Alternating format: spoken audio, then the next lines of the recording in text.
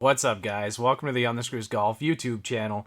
If it's your first time here, I'd like to invite you below, subscribe so you can be notified anytime we release a new podcast, which is every Friday about 5 p.m. Eastern Time, or any of the products that we might feature for a review on the page. If you're not already, please head over to our Instagram account at OTS Golf. Give us a follow there.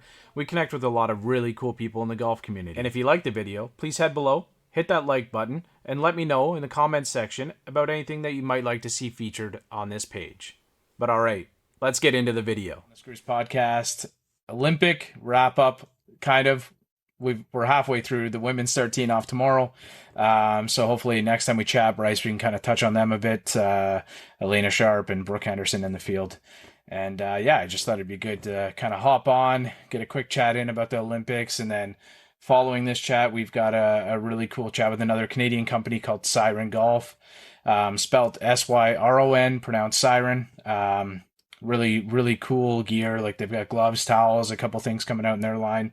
So I'll drop a timestamp below. Anybody who's tuning in for that and doesn't want to listen to us talk about the Olympics, I'll drop a timestamp below, and we can fast forward you to that. But how are you doing, Bryce? How are things? I'm doing good. I'm just gonna kill this fly flying around me, but doing well.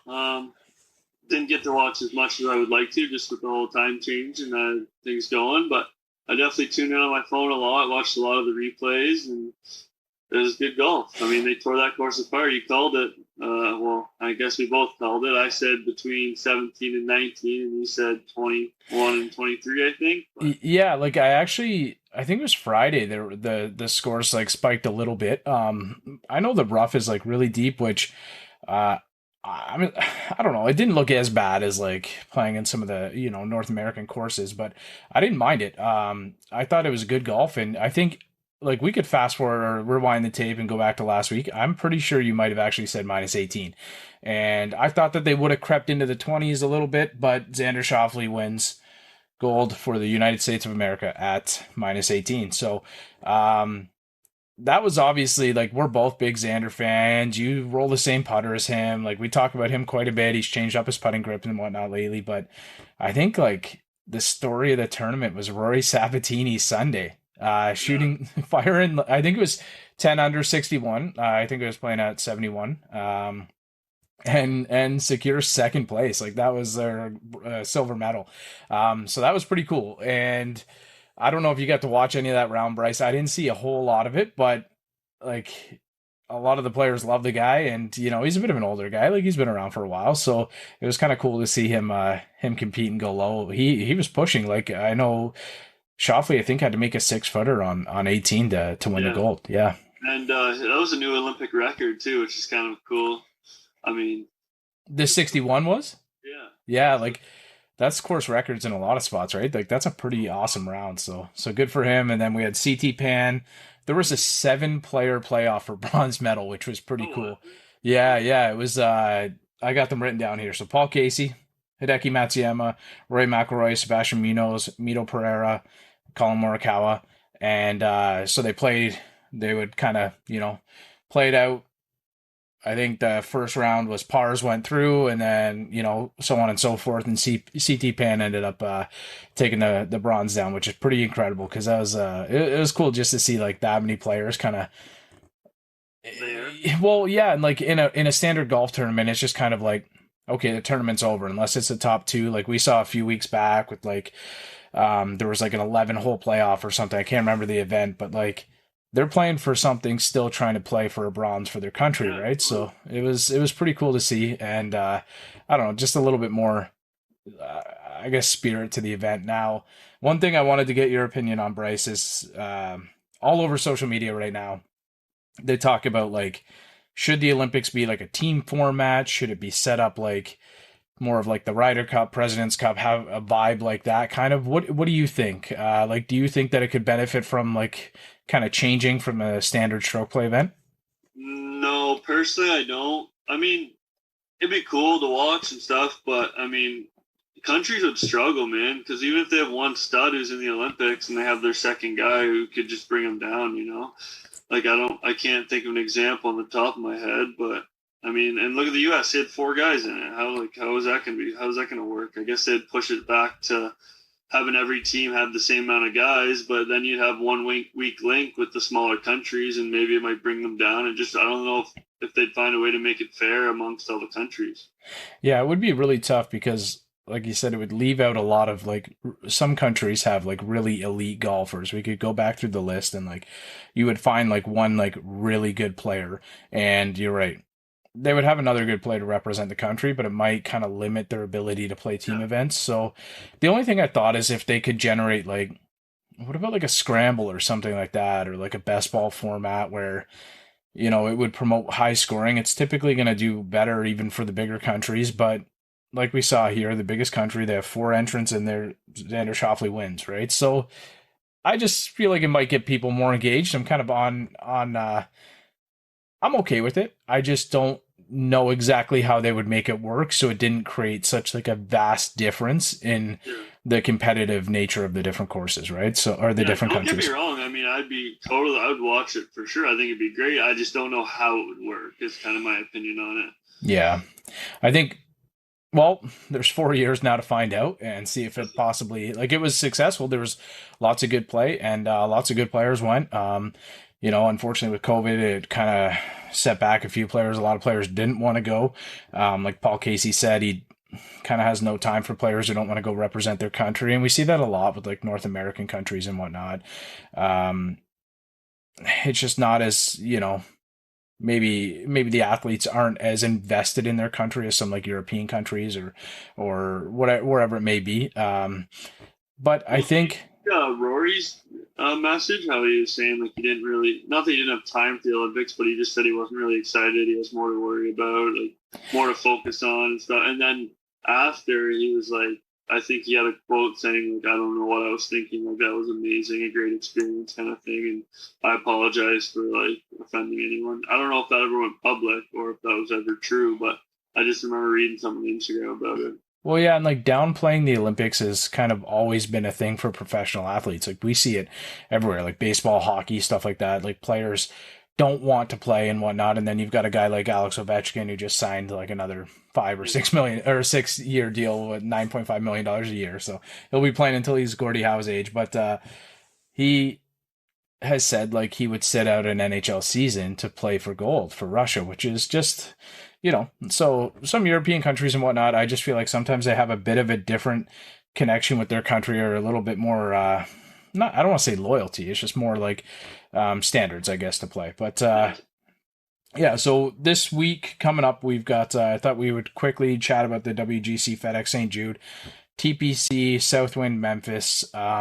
One of the things we were just quickly chatting about when we were kind of just prepping a little bit was the power ranking. So I mentioned that Brooks is number 1, which I don't completely disagree with. I think there's a couple players. I think right now Jordan Spieth and Colin Morikawa probably should be 1, 2, and then maybe Brooks right there.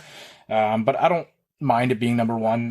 Jordan Spieth number 2, and then Daniel Berger number 3. So that was kind of an interesting one. And the first thing you said was, well, like, what's his past history there? And he's won 2 of the last 4 events that he's played there. So I get it. He obviously knows the course well. It fits his eye. And some big names, though. Like, we got Louis in there, Morikawa, Fitzpatrick, Scheffler, Victor Hovland, Rory McIlroy, and Justin Thomas. That rounds out the top 11.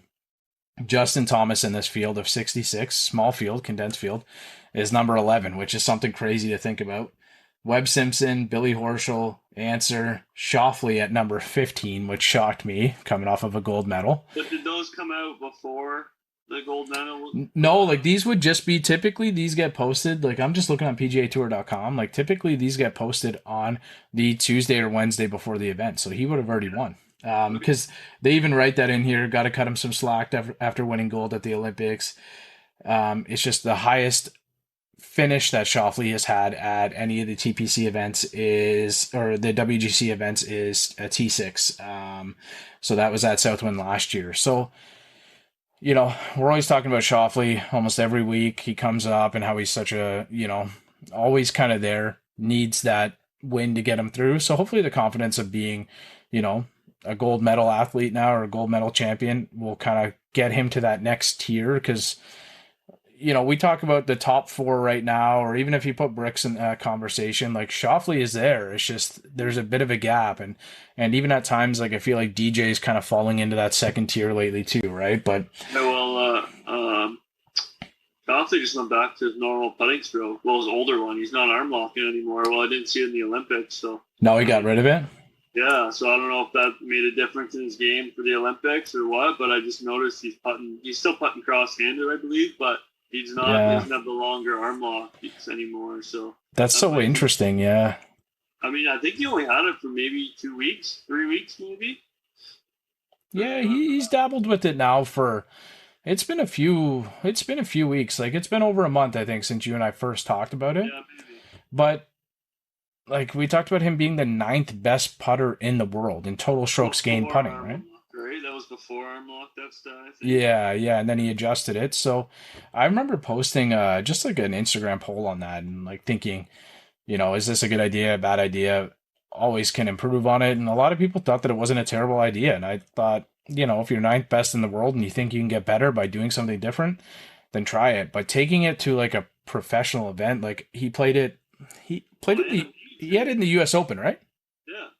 Yeah, so I think that's where it's just kind of like one of those things that I feel like it would take an extreme amount of patience and practice to get to the point of where you wanted to bring it to like a PGA Tour level event. But yeah, I just wanted to touch on Corey Connors because I feel like he's getting no love here at number 17 on these rankings. So again, just he's always there, right? And he played really well, finished 13th in the Olympics.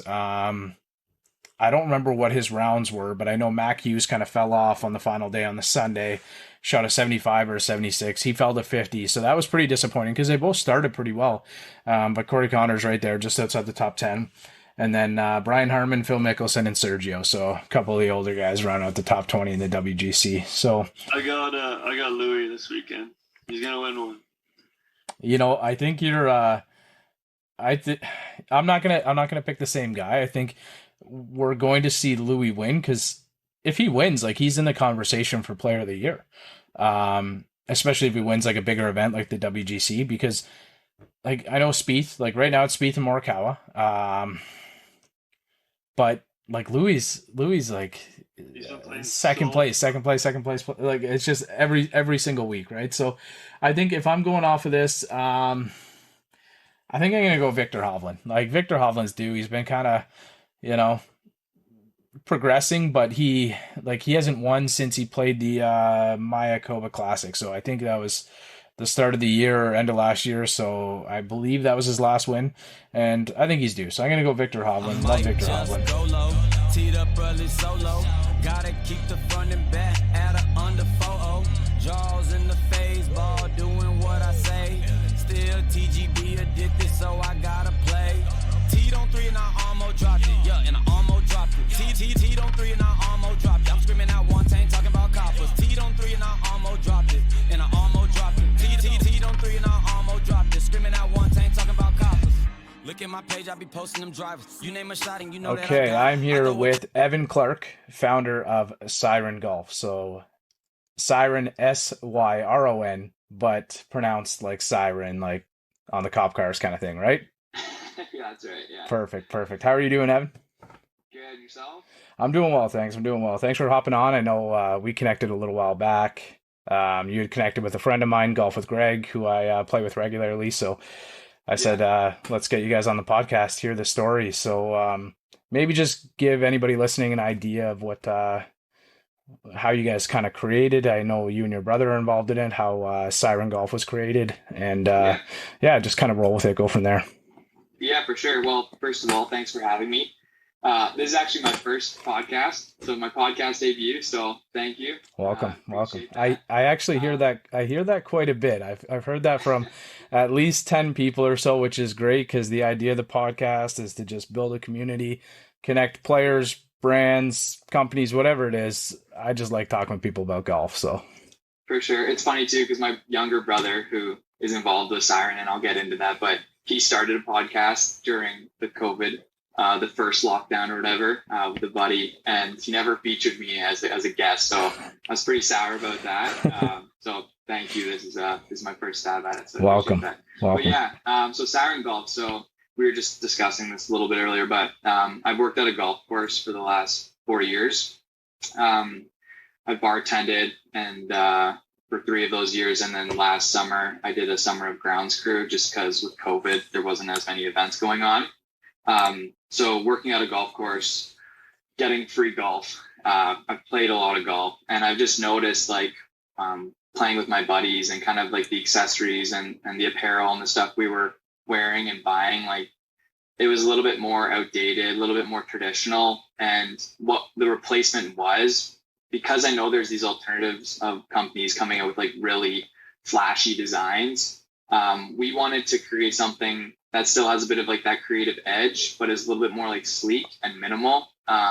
So that's why we went with like the plaid, the paisley, the black paisley, and the palm tree as more of like subtle designs, just to give that creative edge. So started with the golf gloves and golf towels, and we have some new stuff coming next month. But yeah, to sum it up, it's premium accessories for the modern day golfer. I like it. That's and this stuff looks amazing. So like I definitely like some style on the course as well. Like I have custom head covers and stuff like that. So it's always nice to I've got some gloves from other companies. It's always nice to have something that you kind of stand out with, right? So I've said it before, golf can be kind of stale, right? Like we love the game, but it can be kind of stale. So it's always nice to have, accessories to make us feel a little bit more, I don't know, independent, or just like feel like yourself when you're out on the course, right? So is that what is that what you have in the product line right now, Evan? Is the glove and towel? So we started with the gloves, and then we released the towels a few weeks ago, 2 or 3 weeks ago. And you heard it here first, but we got head covers coming nice in a few weeks as well, 2-3 weeks. And the idea is to get the matching patterns in all of those 3 product lines, and kind of if the customer is interested, to buy it as like a bundle. Okay. To get your towel, glove, and head covers as a matching set. So yeah, that's a pretty cool idea, because I know, like me, I've got like a cover from like Rawhide. I had like I got a Bernese Mountain Dog, so I contacted. They're a Canadian company out west. Caleb Jeffrey's the owner there. Been on the podcast in the past, and he made me one up, and it's pretty cool. So I've got a whole bunch of different stuff. Like I've got some stuff from like Golf Gods or whatever, and different things. So it's nice to. I know like some of my buddies have all the same like cover style head covers and whatnot. So there's definitely a market for it. I'll definitely, I got to pick up some stuff, cause I know I like the paisley design and stuff. I always wear like flashy shirts to work and whatnot. Not so much like this blue one I got on today, but yeah, it's definitely a cool brand. I'm going to check it out. And you guys, whereabouts are you located, Evan? So I'm in Guelph. Okay. I actually just graduated university in April. So I finished my 4-year undergrad. I was studying business at Laurier. So I was living in Waterloo, but my family home's in Guelph.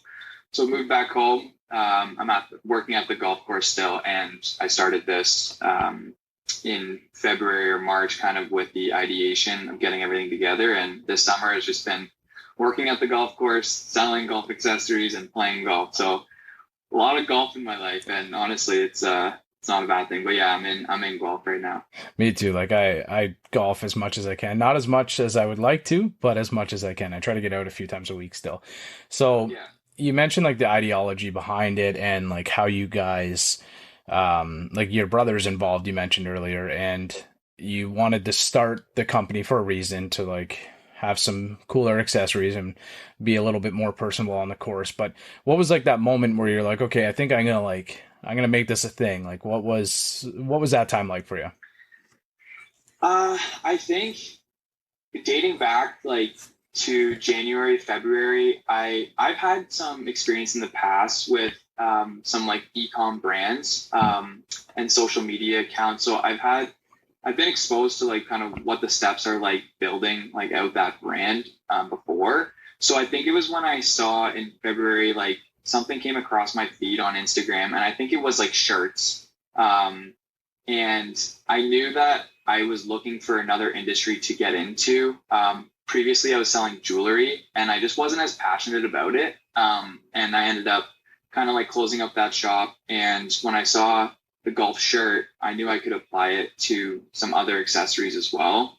And that was like that when that moment kind of clicked for me, would have been in like that February. And I just hopped on like creating the logo, getting the designs, like hashing out the idea. I had like 28 different designs that I was sending to friends and family. Like, what do you like? What do you like?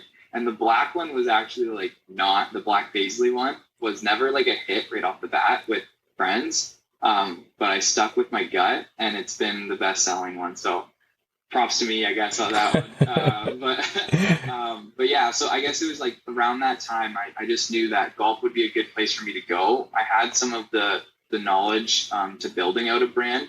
But now I could apply it to like an area of my life that I actually am like super passionate about, right? Yeah, golf is absolutely booming here in Canada. So I'm just a couple hours east of you, maybe not even. So 5 million rounds played in Canada last year. Like the amount of golfers, or 5 million golfers in Canada last year. Like the amount of golfers now compared to even like 10 years ago it's crazy. Our courses, as you would know, would be the same.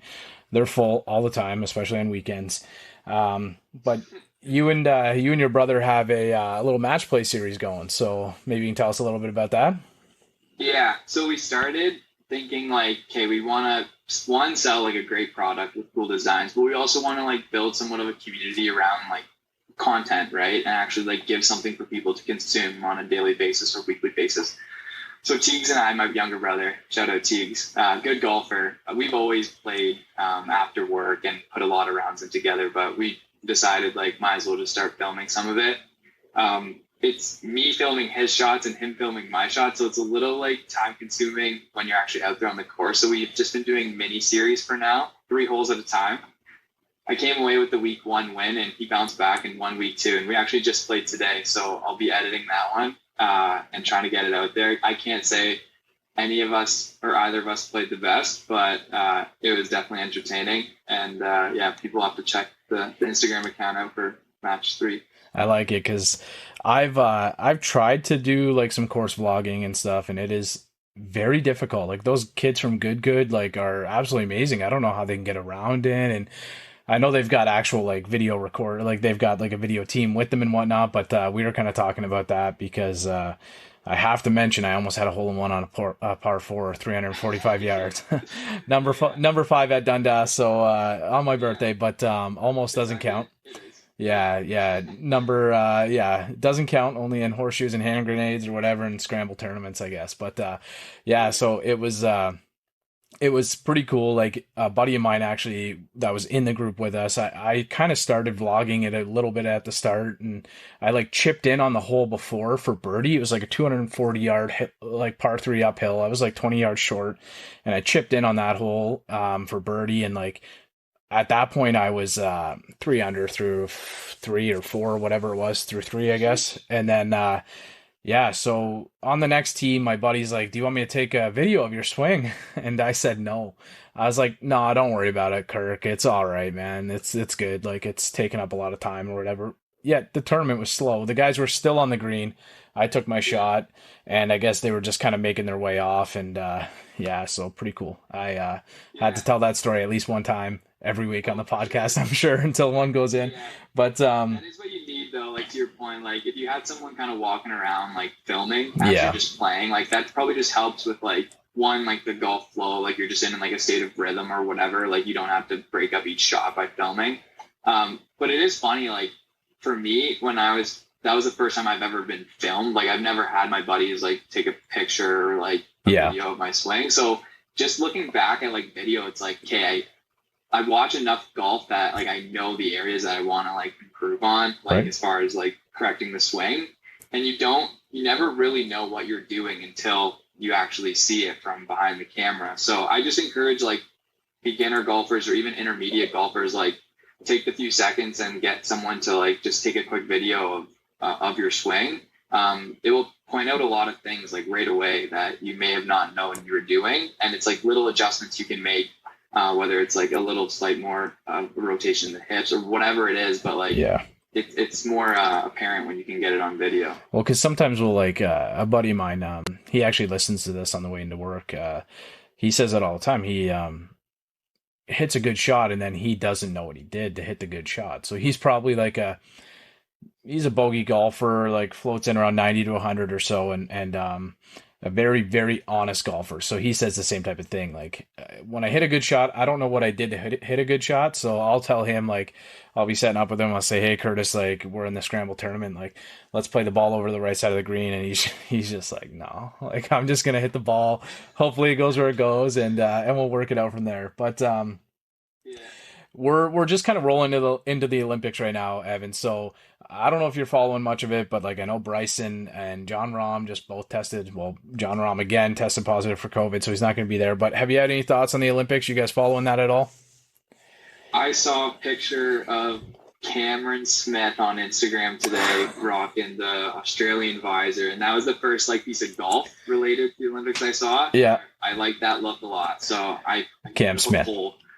Cam Smith, sorry, yeah, and the visor. I voted for the visor for sure. And who was he golfing with? Was it Leishman? Yeah, so he's golfing with Leishman, yeah, and they're the two Aussies in the field right now, and he looks like he. So for anybody who hasn't checked it out, go over to Instagram, flip open like anything, any page, you're gonna see a photo of it because he's got a visor on with his mullet, and then he's got what looks to be like Lance Armstrong's like yellow bib or jersey or whatever they call it from like the Tour de France. Like those guys look amazing right now. So I think, yeah. I think he's got Oz like AUS like buzzed into the side of his head. So Yeah. he's got a good look going. Yeah, like that guy's got courage. He's got game too, right? So, and he likes that kind of stage. So, like, I'm definitely a huge Corey Connors and Mac Hughes fan. Yeah. So, Mac Hughes is kind of out near your area. Well, same with Corey Connors, but yeah, I would like to see both of those guys do well. And yeah, it's cool. Brooke Henderson, Alina Sharp. So, I think it'll be a lot of fun to watch the Olympics. I just kind of wanted to see if you guys were tuning in at all. But I do have to ask you, and I prepped you for it, your dream foursome. I'm going to let you go shortly, but I got to find out your dream foursome. All right. Yeah, no. And I appreciate you giving me the heads up because that's a difficult question, right? It is. Especially when you said that it doesn't have to be golfers. It can be anybody you want, right? So, like, I've asked this question, and the first person I asked without giving them a heads up was Rebecca Lee Bentham. She's a female pro golfer. She's played on the LPGA. She's on the road to LPGA this year, and she came on right after the U.S. Open, and I asked her, and she was just like, oh no. And so we edited some parts out, we fixed it up, but yeah, it kind of made me think, you know what, I love this question. We learned so much about guests this way, but I got to give you a heads up at least. For sure, yeah. And because I guess like the initial response is like, hey, you want to play with like Tiger or like even like MJ, right? Like Right. Those guys are gamers. But I was giving it more thought, and I would go more towards like the non-golfers because I would like want to like just have that conversation and get out with a round of golf with these people. So I would go with, I would say Matthew McConaughey would be one of those. All right. And I think, Okay. all right. Yeah. He played golf as well. Him and his brother played in high school, and I think him or his brother played in college as well. I've seen like stories pop up of him, and like I think he was pretty much a scratch golfer at one point. So that sounds accurate. Yeah, that's what I heard as well. So that would be good. Get a few points from him. So I would go with Matthew McConaughey. I would go with John Mayer. I play guitar as well. I'm a big John Mayer fan. And he just seems like a really interesting dude. And then for the fourth guy, I would go with, this one was a toss-up. I'm going to go with Justin Timberlake. Okay, man, this is a good-looking group. You guys aren't going to get much golfing done. Like, you're going to have the paparazzi, and yeah, you're going to have a bunch of females following you guys around. But JT's he's a golfer too, man. Yeah, exactly. Between like Timberlake and McConaughey, there's some skill there. I don't know John Mayer if he golfs or not, but I think that's like it covers enough ground. You got like the actor, the musician. Like, there's a lot of different walks of life coming in, and those are because I was thinking of like guys that I look up to the way that they like carry themselves and live like an interesting life. So I would say, just to try to be a little unorthodox with my answer here and not pick just the standard golfers. I like it. My dream foursome. John Mayer's really tall, isn't he? Yeah. Like, yeah, he's a tall guy. I feel like I don't know why I feel like he's like 6'6" or something. Like he's Really tall. So if he gets a hold of one, that's all you need is a guy in a scramble team, get a bunch of swing speed and get you out there, right? So that's pretty Yeah, cool. I like yeah, that. But for sure. Evan, we are I was talking to you earlier, so we've got a little sponsorship here by Triple Bogey Brewing. So I know you're familiar with them, as a lot of us are. And we have what is called the Swing Oil segment. So hydrated by Triple Bogey Brewing. I'm just gonna roll through a couple questions, fire an answer. Doesn't have to be a lot of thought, and then I'll be able to let you go. All right, Evan Clark, founder of Syron Golf. I'm pronouncing that right again? that's right. All right. So, have you ever had a hole in one? I have not, Okay, still on the hunt. I like it. and I'm like, I think my closest one's still like a foot. Like I'm not even coming like within inches, so I got some work to do. Hey, a foot is within inches. That's within, Yeah, that's true. yeah, it's That's within true. inches in golf, my friend. Lowest round to date. 74, Nice round, and nice round. that's like that's rare. That's very rare. Like I would say, I'm slotting myself at like a 13 point something handicap. So the 74 was a really good round for me. It's everything was going right that day. You found it. You found it. Yeah. Most triple bogeys consumed in 18. Maybe it was the same day. Most triple bogeys consume like the beer. Yeah. Oh, Yeah, that's or funny. well, yeah, or triple Yeah, well, bogeys, you but I said figure we'll yeah, go with the beer. yeah, the beer. Yeah, playing with some of my buddies, they can push it pretty hard. So I would have to be somewhere around like the probably a eight Wow, plus okay. mark, All right. 8 or 9. Yeah, they can Impressive. go hard. They like having fun out there. Yeah. Um, the I don't know if you know Laysod Golf, so they're a company actually out here in Bowmanville where I am, and Mike, pretty little guy, but he was floating around the high teens, so he is probably never going to lose that title of the most triple bogeys consumed in 18 holes. Uh, best golfer in the Syron family. Siren family, Siren. Sorry, I'm looking Yeah, at no, it. no. I'll have to go with my younger brother T. It pains me to say it, but he's playing better golf than me right now, so I have to be honest. For now, for now. If we have you back on the future, we got to change that answer though. Yeah, And for sure. always like to feature your favorite course. Um, this summer I played Rocky Crest up Okay. north, in Muskoka on Lake Joseph, and I really enjoyed it. So I go with that. Yeah, I think I'm looking to. Sorry, go ahead. Oh, I spent some time in Whistler, and I was really looking forward to playing Nicholas North. I walked the course, but never. It was right at the end of the season. I was waiting for a buddy to come out, and the time didn't align. Okay. So I'll have to check that out again sometime. But yeah, in Ontario, Rocky Crest, really nice track. Yeah, I haven't played out there yet. Like I've played a couple nice courses. I'm playing Deerhurst in a couple of days. Going out and playing the Toronto Club with hopefully Mike from TXG in the next little while. So really looking forward to some of those clubs. There's a really nice one out here, Black Bear, that I talk about all the time. So always nice to feature some of the nice Canadian courses, especially in this area. A lot of our viewership is kind of in the GTA area, so it's always nice to kind of ask that question. But that is the Swing Oil segment with Evan Clark, founder of Syron Golf. Evan, how can we get a hold of you? If anybody wants to ask any questions or see any of the gear, check out your social media. What's your handles? So Syron Golf on all handles. So that's SYRON, Syron Golf. Instagram, Twitter, Facebook. Check it out there. And then it's probably easiest to check that out there. That's where we're posting all the match play series as well. So Very cool. tune into that if they're interested as well. All right, and then it's syrongolf.com or syrongolf.com. Syrongolf.com. Okay, Yeah. and then for anybody listening, because I have a very Canadian accent, when listening back to clips, I find I have a very Canadian accent. So it's Syron, SYRON golf.com. Okay, perfect. That's right. Well, thank you, sir. I appreciate you guys hopping on. Like what you guys are doing. I'm going to check out the match play series myself. Maybe I'll try and do something, feature it with a buddy of mine or something.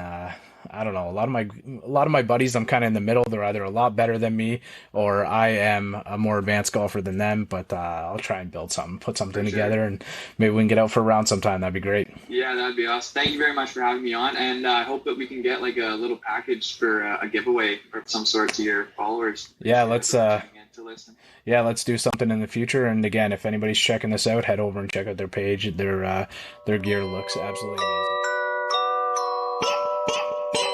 Is out in my ball and of course where I tee up. I lose the ball and I re-up. I miss a fairway, I probably end up in the ocean or maybe the beach. And I'm on a par 5 and I'm finna go reach it. Second was blind, I ain't see it. Feel like it might be an albatross.